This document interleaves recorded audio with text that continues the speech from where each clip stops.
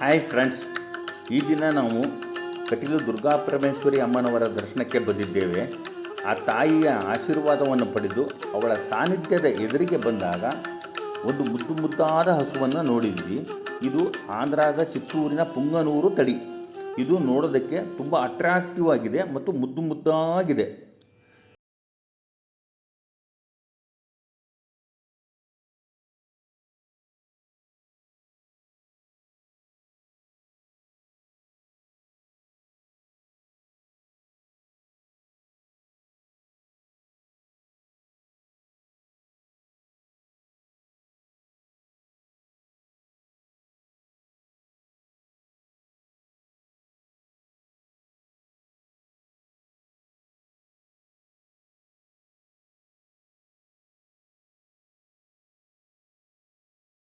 ದೇಶಿ ತಳಿಯನ್ನು ಉಳಿಸಿ ಬೆಳೆಸಿದ ಪುಣ್ಯದ ಕಾರ್ಯ ನಿಮ್ಮೆಲ್ಲರದಾಗುತ್ತದೆ.